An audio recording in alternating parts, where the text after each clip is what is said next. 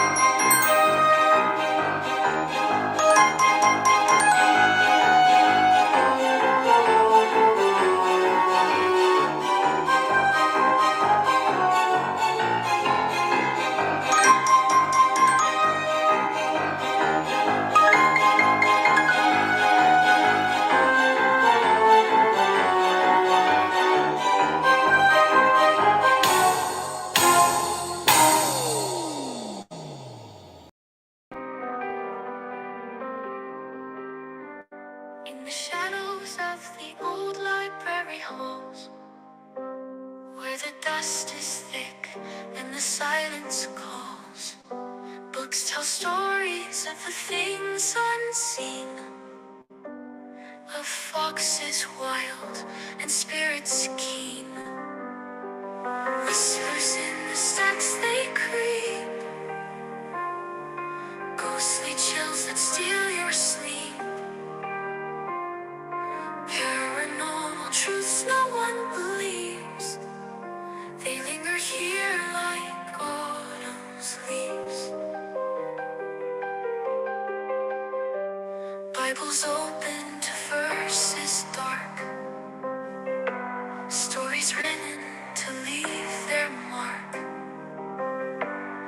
The wildlife outside hears the moans, silent foxes, the forest grows.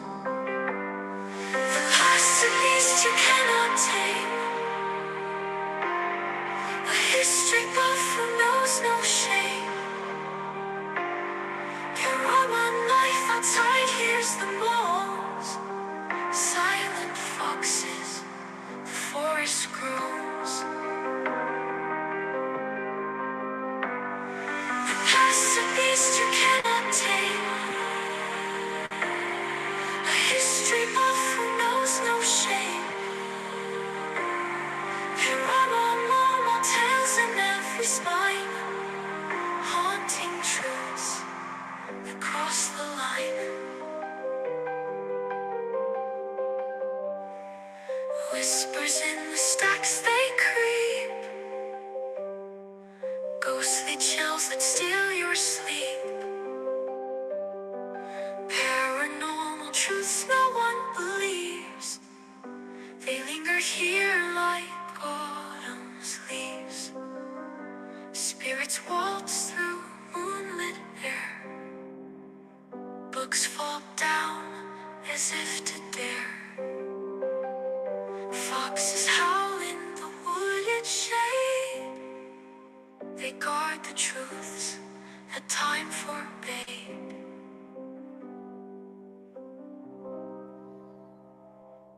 All right. Excuse me. What a great tune there. Welcome, everyone, to the library. Great to see you. It is Friday night, so it's time for Ghost Stories. How you doing, Lenny? Doing well? Victor, of course, is watching over our shoulders as always. He's always there, as a good watchdog would be. Let me just say hello to those in the chat, and then we will get started in our normal routine. Thank you, Todd Father, for the super chat there. That's awesome. Thank you. Let me see. What am I doing here? Let me start from the very beginning. All right, Joetown Jack, how are you? Tammy Thompson, Theme Do, my friend, Delilah, Gerard, Don McHugh. Who else is here? M Pal, good to see you, M Pal. Patty is here. Sweet Tea, of course. Thank you for that song, as always. Arlene Morlino in the house. CG2, thank you, CG2.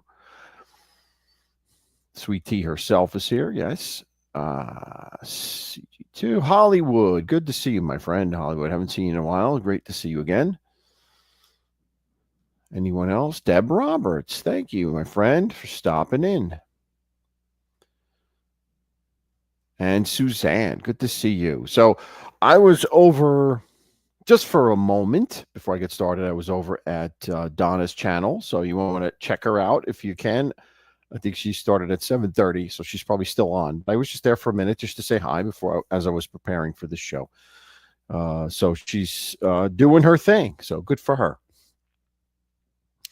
And of course, after this show, as always, I support Sliminy, the man. Sliminy Cricket will be on as usual Friday nights, late night. That's his deal. Well, late for me, for old people like me, but 10 o'clock, I believe.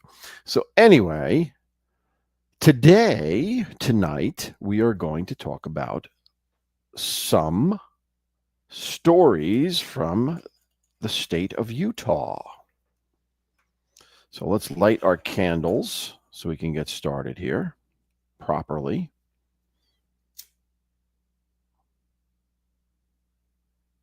There's one. And there's two.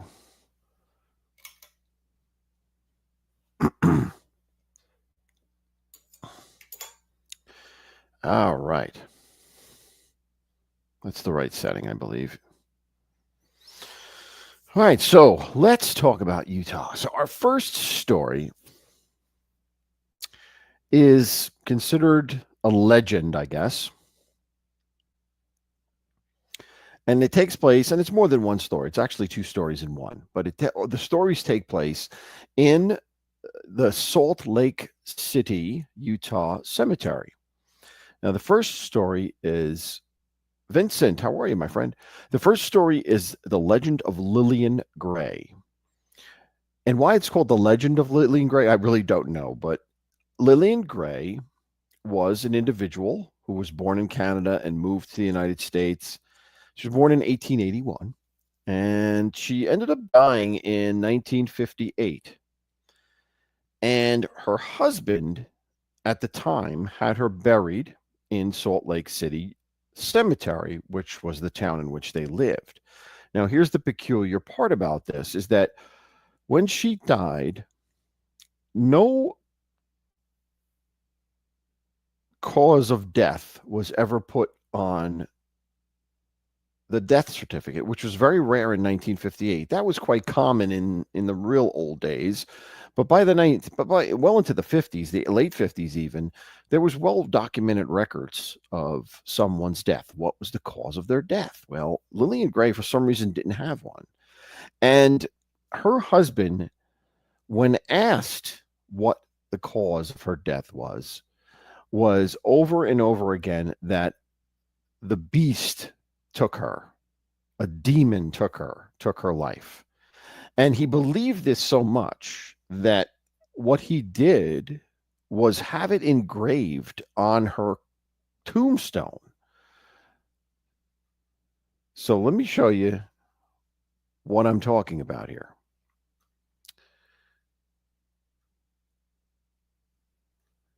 Hold on here.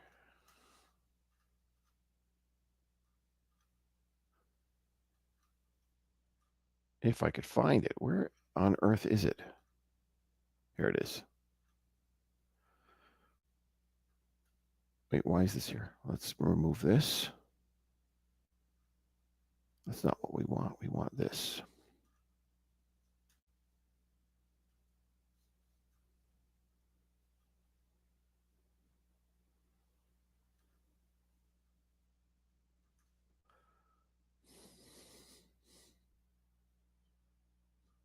Boy, this is taking me some time to pull this up. What is going on here? I don't understand this. Sorry about this. But it's not coming up like it should. There we go. So this is the grave. It says Lillian E. Gray, Lillian E. Gray, born June 6th, 1881, died November 14th, 1958. Victim of the Beast 666.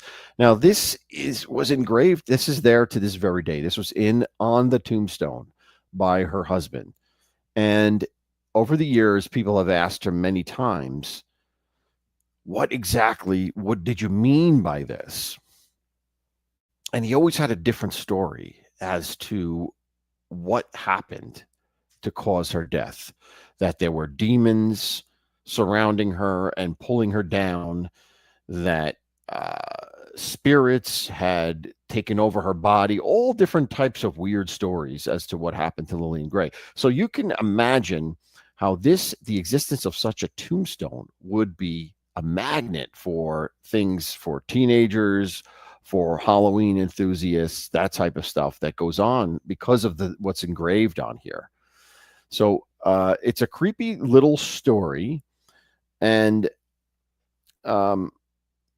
people say, some people say that if you are to go to her grave on certain times, you'd see her image appear there, and it would be a tortured image of someone who was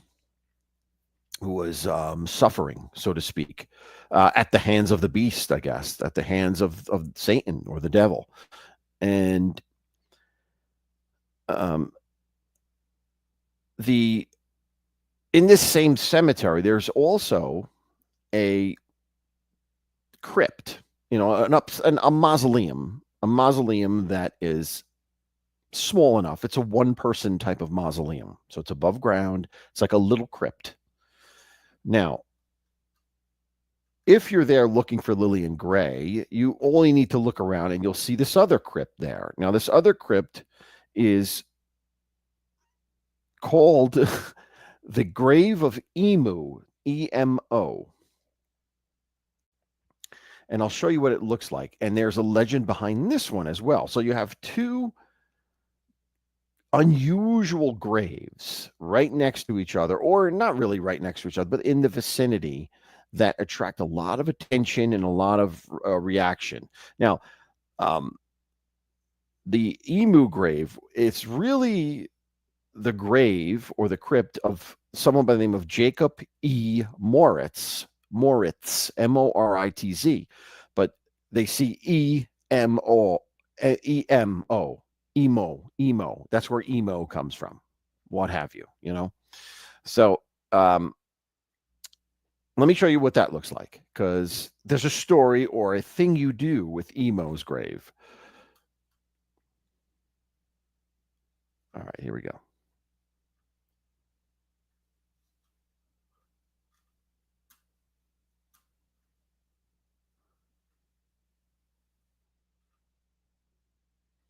This is what the crypt looks like. And on here is M-O-R-T-I-Z, Moritz, which was the name Moritz. Now, the legend says, or the theory is, that if you go to this grave at night and you light a candle, holding the candle, you walk backwards 3 times around the crypt, itself. You could then peer into the little window of the crypt. You could see there's a little window of it right here. Right here, there's a little window. You can appear in that, and you will see the face of Jacob E. Morris appear. He will appear in the crypt if you do this. And Plenty of people have sworn that this works. You go in there and you can summon his spirit for at least a second or two to take a good look at what he looked like. So a very creepy little ritual that takes place there, and I'm sure quite a few teenagers go there and do that. Arlene says, "Hell no, I don't think I would do it either." But some people are into doing strange things like that. Hey, Noel, how are you? Hi, Kelly. Hello, Vincent. Good to see you guys. I didn't see you come in. Zelda, good to see you. Thank you for coming in. I hope I didn't miss anybody else that came in, but welcome, guys. So those are the two stories that go along with Salt Lake City Cemetery. Now,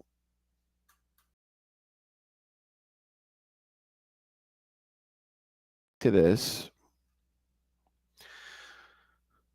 so a lot of these stories you'll see take place around Salt Lake or Salt Lake City, obviously a major hub in Utah. Utah is not a major populated state, so most of the activity takes place around Salt Lake City and the lake itself.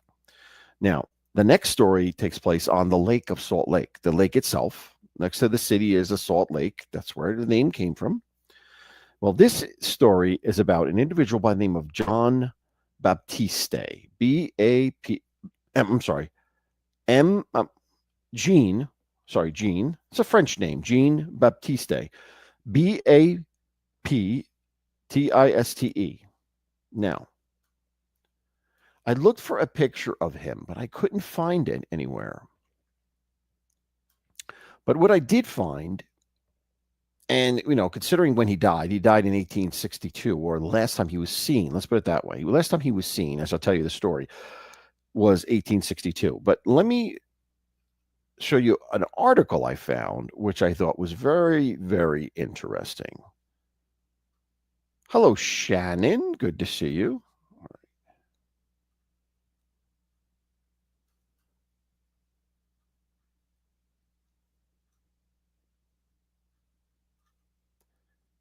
Now, this article talks about a gruesome tale, is the article. Now, this was in the Salt Lake City paper.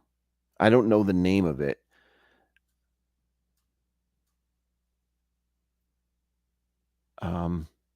In the 1890s, this was printed. Now, what this article says is the basis of what the story I'm going to tell you. It was 1862, a little more than 30 years ago, when citizens of Salt Lake City made a discovery that the town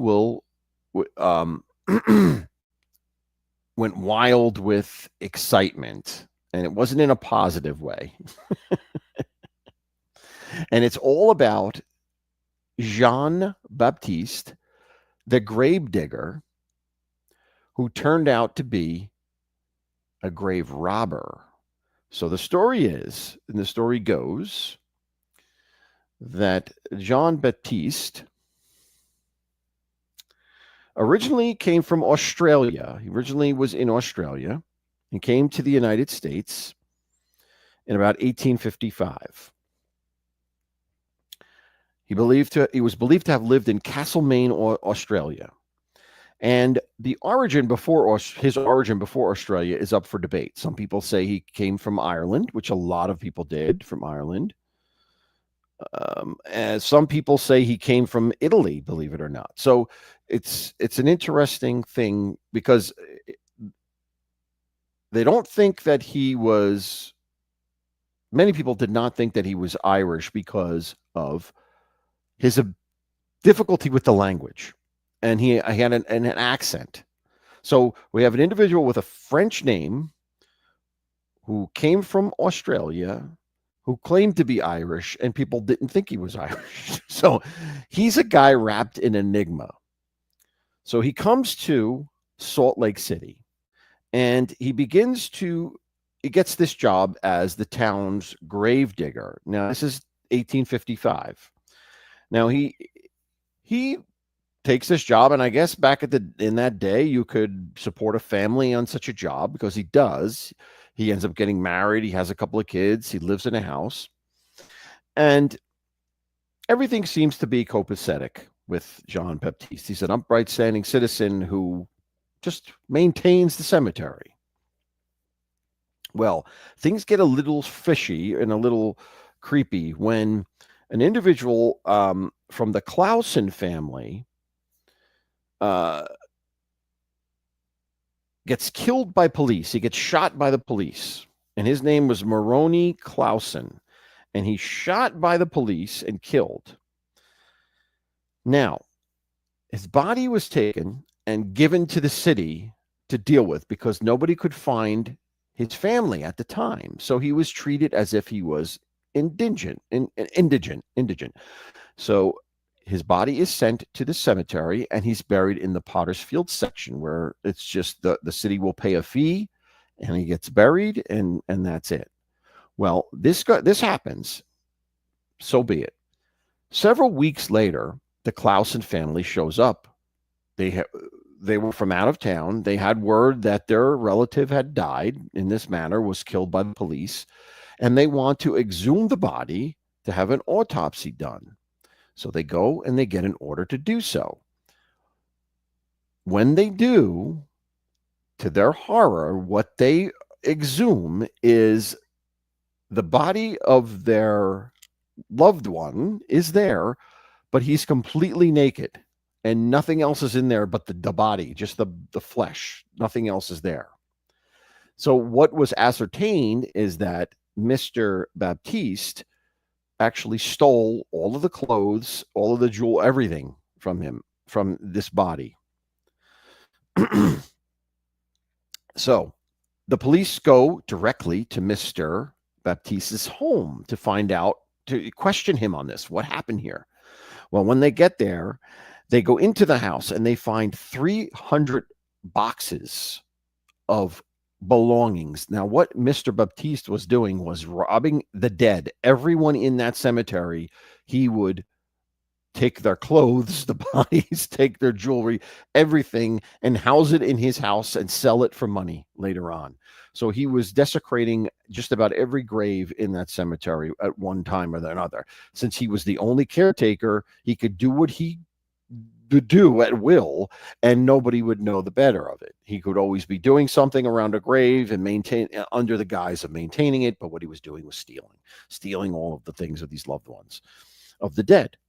Well, this does not go too well. When the police confront him, he immediately breaks down and cries and admits it, and he is arrested, he's thrown in jail, and he's tried. He's found guilty, and many people wanted him hanged, wanted him executed for this, believe it or not, at that time. Well, after all, it was 1862. It was the middle of the Civil War, and, people didn't have much patience for anything, really. But the good sense of the judge got the better of this, and he was not sentenced to hang. But what he was sentenced to do, which was quite peculiar, was he was sentenced to be branded on his forehead the term grave robber. And after the branding took place, they exiled him to an island called Fremont Island in the middle of Salt Lake City, where he had to live and could not come off. Now, on this island, there were cattle there. There was a hut owned by the people that ran their cattle there. So they graciously said he could live in the cabin and so on and so on. So he's banished to this island.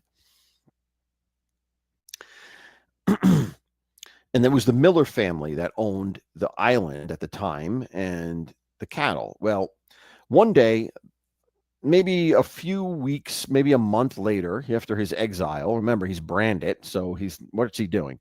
But anyway, a couple of months afterwards, the Miller family goes to the island to get some cattle, to take some cattle to be slaughtered and sold, et cetera, et cetera. When they get there, they find that he's not there. He's vanished. That part of the house or the shack that they had been dismantled, and that one of their cattle was slaughtered and picked dry from the bones. So the question remains: what happened to Jean Baptiste? the gravedigger, grave robber who was employed as a gravedigger. Well, the answer is that they never found him. He never showed up anywhere, quite frankly. Now, there's various theories about this. One is that he took down part of that shed that he lived in and built a boat and was able to make it seaworthy enough, which is not too hard in Salt Lake because it's so salty that anything floats. And that he escaped and he eventually ran to Canada. That's one theory, but there's no proof of this because they never found the boat or anything like that. The other theory is that he drowned in Salt Lake trying to escape, and that his body was claimed by the lake. And this theory is kind of backed up by the fact that months later, after his disappearance, there was a parts of a body found which had a shackle on it, had like a shackle which with a ball and a chain on it, as if he was chained. Now, whether he was chained when he was originally chained when he was brought to the island, whether he had that off or not, but that's the theory. That the prevailing theory was that he had perished trying to escape the island. And so what's the ghost part of this? Well, this all happened in 1862. Now, to this day, people will say that you will see walking the shores of Salt Lake City, you'll see him, the gravedigger, you'll see Jean Baptiste, his spirit walking aimlessly along the beaches of Salt Lake at different areas, different times and different areas, kind of wandering, looking for where he is to go next. He's kind of like a lost soul wandering about.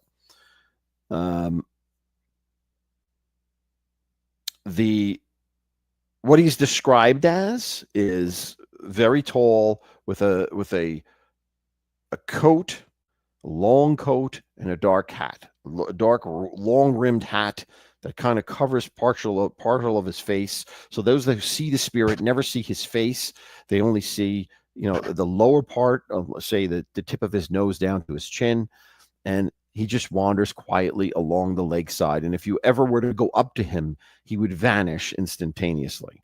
So Jean Baptiste, the ghost gravedigger of Salt Lake City, still haunts the shores of Salt Lake City after all these years, lamenting, looking for a redemption for all of the grave desecration he did in life. Will he get it? Who knows? Someday, maybe he'll get it. Maybe he'll be redeemed. But that's the story around the ghost gravedigger of Salt Lake. Okay. Yes, Susan. The salt. It is a very salty lake. In fact, it has so much salt in it that things float. Things float. They're hard to sink in there. Things are hard to sink, which makes it odd as to how he would drown. How would he drown in it? It's very difficult to drown in Salt Lake. So I don't know. Just another mystery to go along with on this. All right, so that was Jean Baptiste the gravedigger, or grave robber, actually. All right. The third story takes place, and it's four different stories, four little tales, four little ghosts that live in Grafton Ghost Town. Now, Grafton Ghost Town was a mining town, a western mining town in Utah that has been abandoned for many, many years. Now, let me show you what it looks like. It's a historical site now, saved for posterity.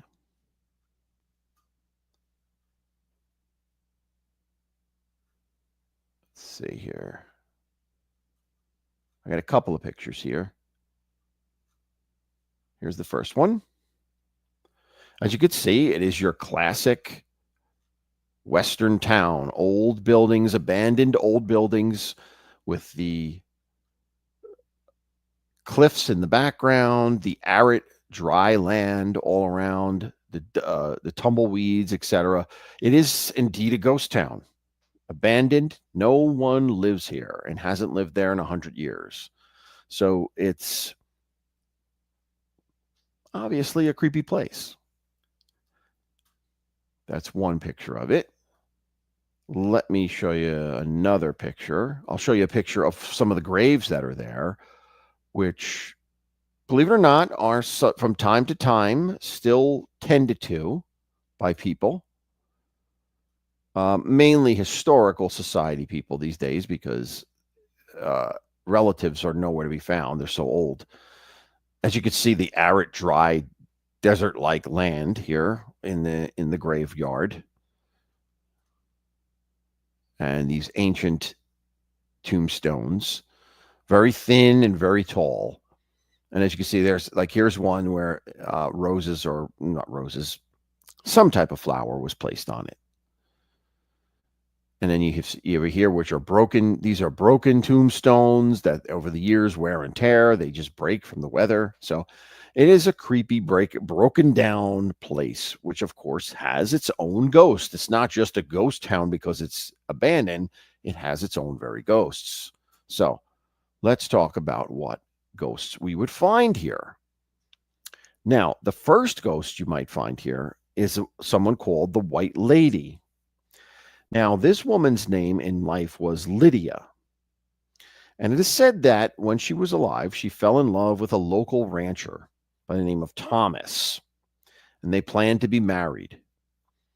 Until one night, Thomas went out on a cattle drive, a long cattle drive.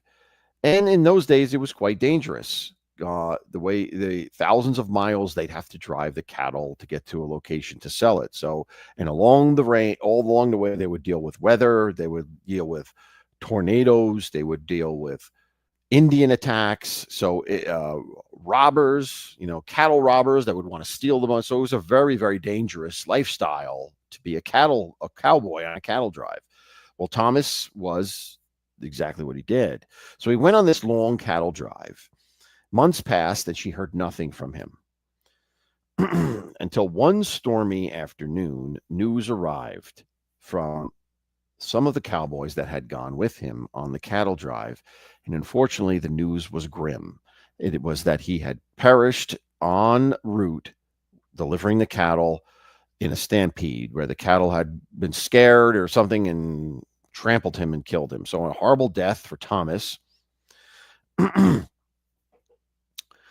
Now, Lydia was so distraught over this. Thomas was her life, and she was prepared to be married because when he returned, they were going to be married. In fact, she had a wedding dress picked out and purchased, and as soon as he was to return, they were going straight to the altar. Well, the death of Thomas was too much for her to take. And in fact, what she did was she put on her wedding dress and began to walk the city, walk the town, walk Grafton every night in a mentally distraught state, trying to relive, or trying to not relive, trying to live her life as a bride, which she would never be because her beloved had perished. Now, how she dies is a very strange way. There is a river that goes through Grafton, the side of Grafton, a small river.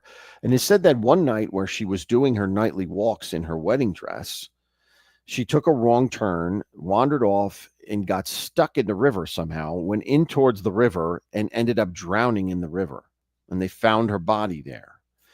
Now, ever since then, it is said that if you go to Grafton and you stand by the river, you might be able to see her spirit, loftingly above the trees, gliding above the trees in her white long dress. Oh, thank you, Donnie McHugh. Whoa, what is going on here, man? Thank you, my friend. Can I put this on the screen? There you go. Wow, thank you.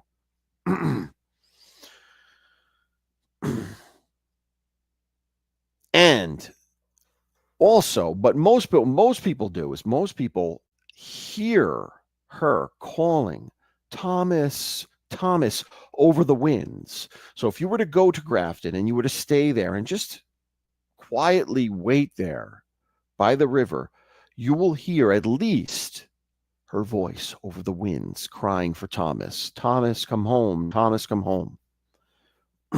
Some people say they even hear laughter, which doesn't really jive. It doesn't make sense why there'd be laughter unless it was the laughter of, say, a mental breakdown, because she did have a mental breakdown. Maybe that's what they hear. But to this day, they will see this, that she will be there in her white dress along the river where she perished, looking for her beloved. So a very sad story of the White Lady of Grafton. So that's the first ghost you might encounter if you're in the ghost town of Grafton. The second ghost is a pair of twin girls. They do everything together. Some say they were sisters. Some say they were just friends. But the story goes is that these two girls were playing in an old barn. And the old barn had a swing on it that they would often go and play with. Now, one day, the girls were there playing when suddenly a violent storm, like a tornado, I'm assuming. I mean, it's such a violent storm came that it collapsed. The winds were so heavy that it collapsed the barn upon these poor girls and killed them. And as a result, their spirits are trapped here. So in the old, next to the old school, there is a swing there. Believe it or not, it's still there. The old schoolhouse still has a swing hanging on there next to it. And people will say that if you go there, you could possibly catch the girls swinging on the swing set. And here's the caveat why it's not just the wind that's blowing it, because you will see the two swings will swing opposite. One will come this way while the other goes that way. So if the wind was blowing it, it would both be blowing in the same direction. But no, these are the girls swinging back and forth, playing in the evening. So, quite an interesting sight to see if you're over there in Grafton, to see the ghostly girls swinging. Nobody sees them. They don't manifest, but they do see the swings swinging, and laughter again coming from the swings themselves. Laughter as if these girls are having fun in their eternal play yard next to the old school. So that's ghost sightings number 2. Ghost sighting number 3 is called the Widow in Black. And her name in life was Margaret Hale. Now, Utah, as you saw the pictures, it's a very arid place, very extreme conditions, prone to flooding.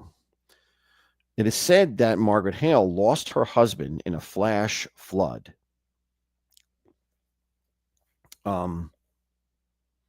And again, another person that wouldn't and couldn't deal with the loss of her husband.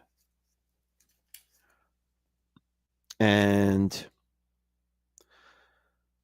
it is said that she refused to leave the scene where she last lost her husband. So while she was still alive, she would be there in the dead of night, just moaning and crying and clutching a locket that her husband had given her with his picture on it. And after her husband leaves, and that's not bad enough for Margaret Hale. In the winter that follows was a pretty bad winter. And as a result, she lost all of her 3 children to influenza. All 3 of them perished the following winter. So basically, this woman is completely devastated by spring. She has no family. She's completely alone. And it is said that she remained alone till she died, and that she died in the same house where she was with her husband and her children, but lived the remainder of her life as an old widow, totally alone, very little interaction with people. And if you were to go to Margaret Hale's house, which is one of the houses still standing in the ghost town of Grafton, you will see a chair rocking back and forth on the porch. With or without wind, it will rock. And that in there sits Margaret Hale.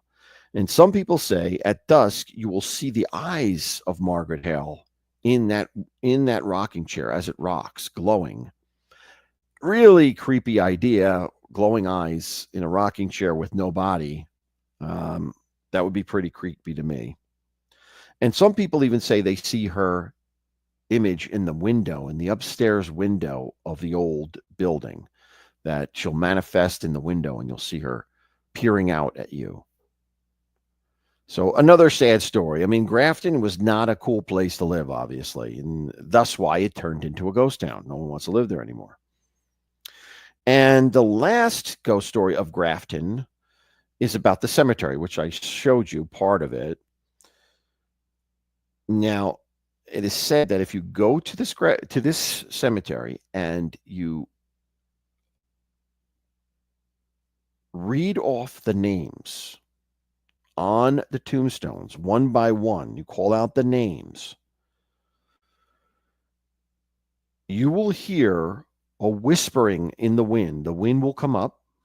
You'll hear a whispering in the wind, and then behind the tombstone, you will see the image of the person you called out the name. That their ghostly image will appear behind the tombstone briefly, looking straight at you. And if you look away, and look back, they'll be gone. But this is what will happen if you call them by name. So it's some type of ability for the entire ghost or the entire cemetery. Because if you find one of these tombstones, and there's not many left, you saw the picture, a lot of them were destroyed. If you read them one by one, this is what will happen. You'll be able to see what these individuals look like in real life if you could withstand the fright of seeing that. Hello, Slim. How are you, my friend? I was just plugging you before that your show. I'm sure you'll be going on later tonight. Hello, Mustang Mike. Let me say hello to a few people. Crewmel, Emmanuel Spataro. Great to see you guys. Let's see. Anyone else come in that I miss? I'm sure I did. I think Gianni's here. How are you, Gianni? Good to see you. I think I saw Bobo before. I don't think I called him out. There he is, Bobo. Good to see you. Thank you guys, as always, for stopping in. All right. So that was ghost story number 3, The Ghosts of Grafton, Ghost Town. All right. Now let's go on to number 4. Again, we're in Salt Lake City. It seems like most of the ghosts are in Salt Lake City. So this one is Salt Lake County Building. And this is the county seed, and all the stuff still goes on here. You know, this building was built. It was originally a pioneer camp in 1847. And this building, as it stands, was originally erected in 1894. And there have been extensions put onto it because it's an active building. It's an active government building for the area. Now, let me show you what it looks like. Now, even though it's an active building of government services, it doesn't stop the ghosts, because you'll hear about them shortly. But let me show you what the building looks like. This is what it originally looked like when it was built. All right, here we go. Very creepy picture here. Let me get this off the screen, if I may, for a moment. Very, very creepy picture. And this was taken in the 1800s when it was built, right when it was built.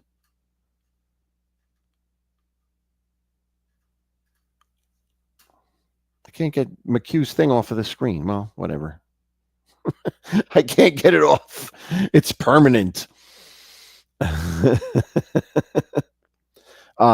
yeah, look at this. This is the county building, right? Creepy as can be. Of course, ghosts hang out there. Look at that thing. And people go there to do business too, you know? So it's quite an interesting place. I mean, I wouldn't, if I were to go to Utah, I definitely would want to go visit this place. Just the architecture itself is amazing. So, let's see here. I want to show you what it looks like now. It's much bigger now because there were extensions put onto it, but it still has the same character. You know, to me, that's what's cool about it. Same character. How do we do this? There we go. All right. Now this was it in 1894. Now let's look at it now. What it looks like today. Hold on. Let's go back to, here we go. Share the screen. This is what it looks like today. It's quite regal. I mean, it looks like something you'd find in England or something, or in Europe. Excuse me. But this is what it looks like today.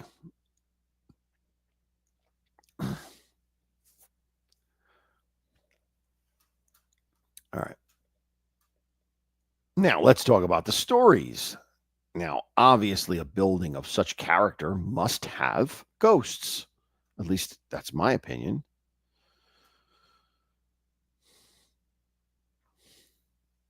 Now, during construction, there were tons and tons of sandstone that were hauled up by rope because it was 1894, right? They didn't have cranes and such, especially out in Utah. So our ghosts start with a construction accident where the ropes snapped, heavy materials fell onto two young boys who happened to be playing in the area while the building was being erected. Shame on their parents for allowing that, but as a result, they ended up perishing. Now, those two boys that died in this fashion are said to have haunted this building. Part of the ghosts, one of the ghosts, a couple of the ghosts that haunt this building, that you will see them playing ball. You'll see kids playing ball, and you might wonder, why are there kids playing ball with one ball, that is? Why are kids playing with a ball in this building? And then you would go up to them. They would be laughing and having a great time. You go up to them and they will vanish before your very eyes because they are spirits simply playing, living out what they did before their demise. It's also said that their mother sometimes will be seen here. Now, I didn't quite understand the connection, but sometimes the mother of this boys will be seen running after them, like trying to capture them or try to rail them in, try to control them. Sometimes that's seen as well. And they'll be dressed in 1890s type of mentality, not mentality, 1890s type of clothing. So they would be easily recognized. There's no way you can miss them. All right, so that's the first set of ghosts. The second set of ghosts is that underneath there's an underground tunnel that was used for prisoners, to take prisoners from here to the holding areas, to the jail, to the gallows if they were to be executed. Now, this tunnel runs pretty deep.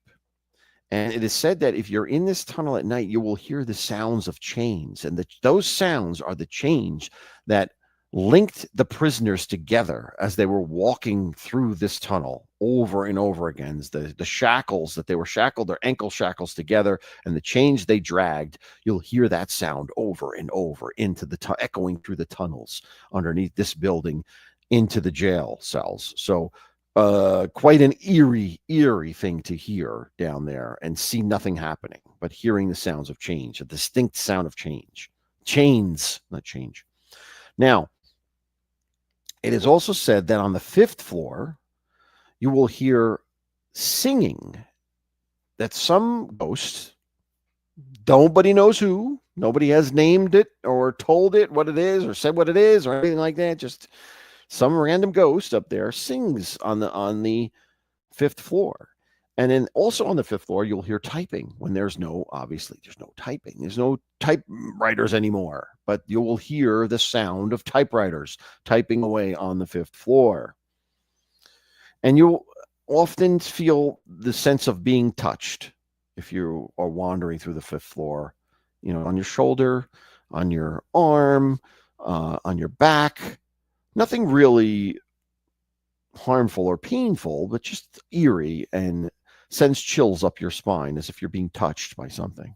That's the 5th floor. Now, Down on the third floor, it is said the ghost of Mayor George Montgomery Scott can be found. And he was one of the first mayors of Salt Lake City in the 1800s. I thought I had a picture of him, but I can't seem to find it, which is kind of annoying. Yeah. But anyway, he's what you would think about from someone from the 1800s. He looks like a beard, kind of a long beard, in a suit appropriate of the time. Let me check. Let me just check. We'll see if I could find it here. Let's see. Stop sharing that. Let me see if I could find it real quick.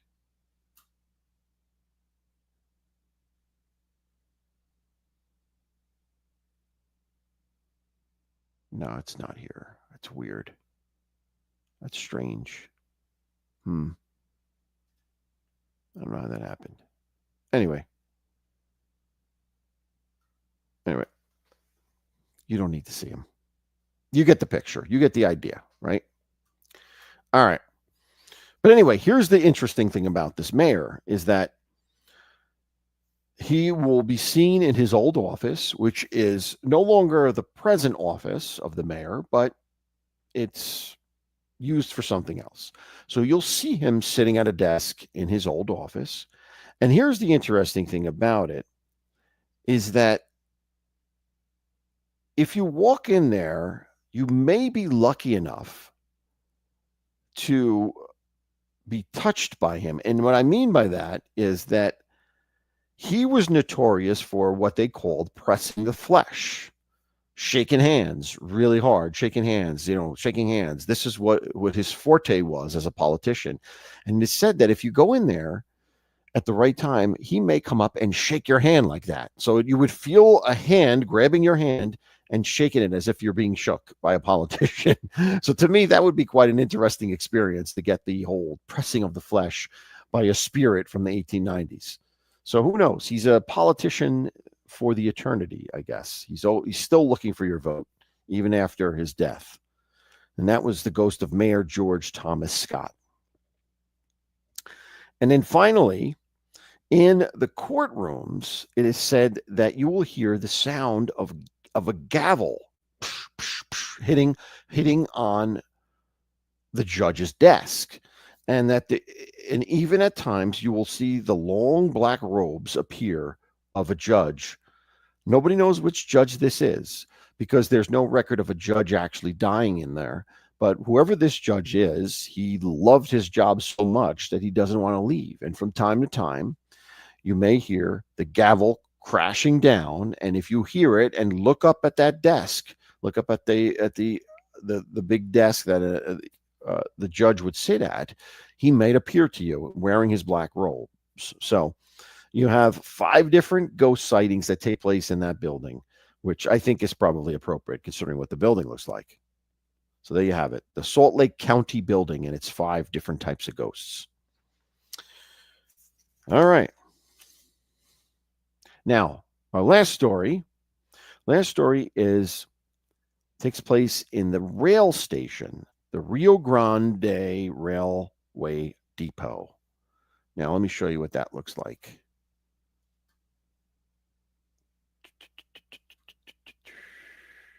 All right, here we go. Also an interesting type of building. Not as cool as the county building, but it's an interesting looking building. Here we go.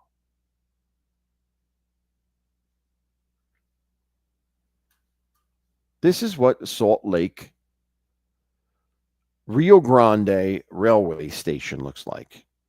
It was opened in 1910. It's located at 300 South Rio Grande Street. And the story, the ghostly story behind this, or the story behind the ghost that takes up residence in the Rio Grande Station, is a tragic one again. And it's called the Purple Lady of Rio Grande Station. Now, the Purple Lady is called the Purple Lady because she is seen to be wearing a purple dress. Purple dress of the early 1900s style. I'm sorry, not early 1900s, 1940s style, 1940s. And the story goes is that she was a woman who was engaged to a man, and they both were going on a train ride or taking a trip. They met in the station, and an argument broke out. And this argument was, who knows, but it was so bad that she took off her engagement ring and threw it at him in a rage, obviously ending the engagement. Whatever happened, no one really knows, but whatever it was so bad that she took off her wedding ring and threw it, or not wedding ring, engagement ring, and threw it at her fiance. Now, her fiance instinctively ducked, not having the wherewithal to say, maybe I should catch the ring. He moves out of the way. The ring goes past him, bong, bong, into the train tracks. Now, at seeing this, the Purple Lady, comes back to her senses and says, what have I done? I just threw my diamond ring, and it's in the train tracks. Well, she proceeds to throw caution to the wind, jump down in search of looking for the lost diamond ring. Now, unfortunately, simultaneously, around the bend, a train was coming, and she met her instant demise by this oncoming train. So a horrible death, a horrible way to go, because of looking for your diamond ring. So I guess the moral of the story is don't get upset to that point where you're throwing things around. But nonetheless, she is seen from time to time. She's described as a beautiful woman with long black hair, in a purple dress, like a purple 1940s dress. And a lot of times she will be seen in the women's restroom. So if you're a woman and you go to the restroom in here, you might unwillingly encounter her. And how you would encounter her is you would be in the mirror doing your makeup, looking at yourself, doing your hair, what have you, and you will see her standing behind you. And that must be a frightfully startling sight to see this woman just appear behind you like that. It is said that she will often turn the water on, turn the water off in the ladies' room. The lights go on and off, and that the expression on her face is always one of despair. That's sorry for what happened, I guess. Sorry of what she did. Sorry for her decisions, regretting her decisions that brought her to this demise.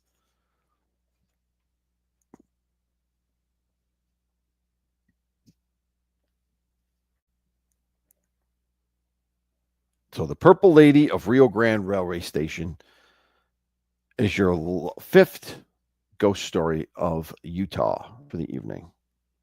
So there you have all five. We had Grafton Ghost Town Ghosts. We had Salt Lake City County Building Ghosts. We had the Purple Lady of Rio Grande Rio Grande Railway Station. We had the Legend of Lillian Gray, and then we had the Ghost Gravedigger of Salt Lake. So 5 spirits for you to seek out if you're ever in the state of Utah. All right, so there you have it.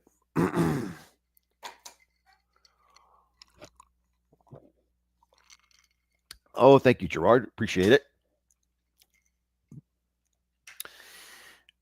Yeah, Crumel. I don't know. She is. She let her emotions get the best of her, and she paid for it. So there you have it. Now, before we conclude, I have a couple of pictures to show you. I couldn't find any videos worth showing, which kind of made me a little bit distressed. I like to show the videos.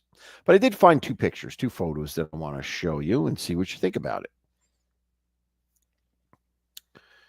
All right. Let's see what we can do here. All right.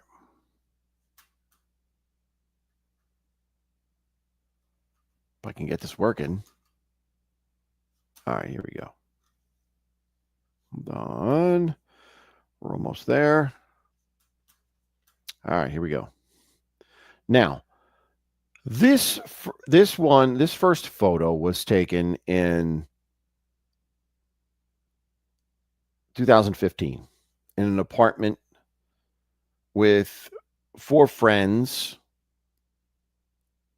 and I'll show it to you. You'll see this picture. Hold on. Window. Here we go. Now you see, this guy is taking the selfie, holding up the camera and taking the selfie. I don't know if this is his girlfriend or what have you, or just friends. And these other 2 guys that are in the kitchen area here. So he's taking this picture. Now look over here. This is the issue right here. There seems to be a woman standing here in this picture.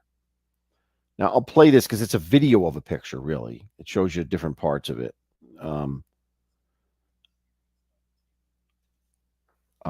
But let's, and I think it zooms in. So I'll play the video of this. So hopefully it'll zoom in a little bit. You take a better look at this and see what you think.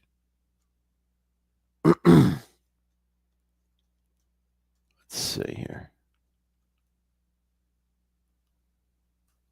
All right, here we go. Whoa, go back. All right. As you can see, it's definitely a woman. There's a head there. It seems like she's wearing a dress or something. Something like maybe it's a jacket. I don't know. But the people that took this picture say there's no one there. There was no one there over here. There was just the 4 of them in the apartment when this was taken. So I'm not sure.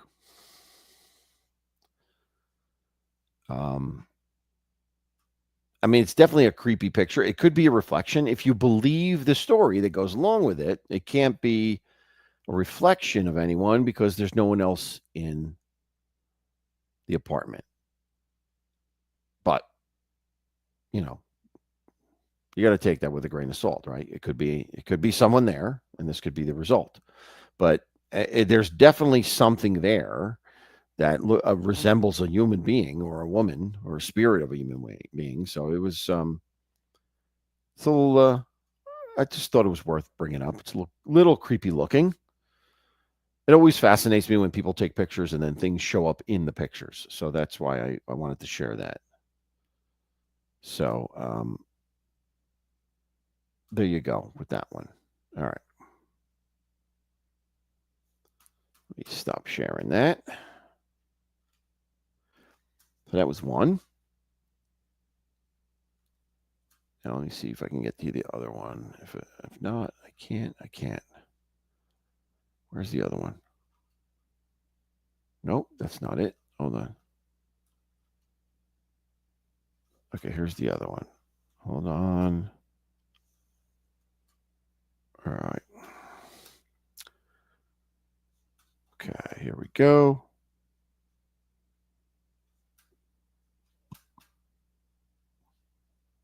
This is taking place in this picture. It's a still picture again. Taking place in a hospital. Now, this picture is just a demonstration. This is not the picture itself. This is just a demonstration of, what's being described in the video. So I'm going to play this and you watch closely. And you're going to see a wheelchair. There we go. Here's the picture. There's a wheelchair. Nobody's standing by the wheelchair, right? Nobody's standing anywhere by it. But look at the reflection on the floor. there is someone in the reflection on the floor. Look at that. Standing next to or behind, kind of behind it, the wheelchair, as if the ghost is standing there ready to push the wheelchair. Now, I don't know what explanation could be possibly given for this, because it's not just it's not a reflection of something that's there, because you can see the things that are there. You could see, let's go back to it, the original, like, okay, here's the wide angle, right, of it. Here is the window, right? Here's the window there. Here is the reflection of the wheelchair here. Here is this window over here. So whoever this person is would be standing right here, but there's no one there. But there appears to be giving a reflection. Someone is giving a reflection, but they're not there. So I don't know. This one, I can't debunk this. I can't. There's nothing readily available in the picture that would help me debunk it. It's just an unexplained picture that there's a spirit standing behind that wheelchair, ready to push it along. And the reflection in the shiny floors of a hospital, you know how shiny the floors are of a hospital, pick it up in the camera. So there you have it.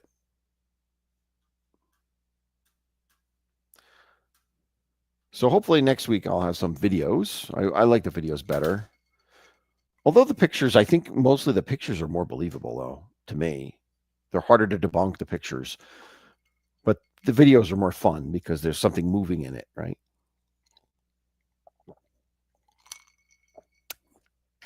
But anyway,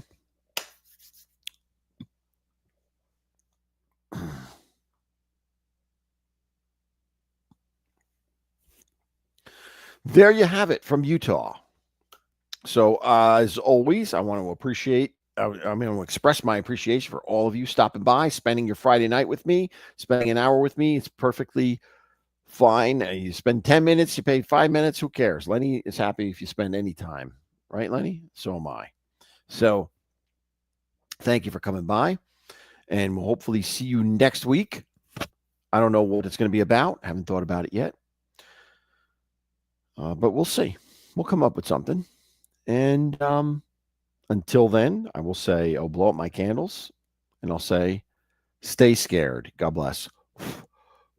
Have a wonderful weekend. Happy Mother's Day to all the mothers out there. Have a great Mother's Day. I should have done a ghost story on Mother's Day. I just thought about that. I should have done that. That would have been a good idea. Right? Well, you win some, you lose some, right? But anyway, tune in to Sliminy later if you have nothing else to do. Check him out. Sliminy Cricket will be playing some tunes. Check him out. And I will see you guys next week. Thanks as always. Bye-bye.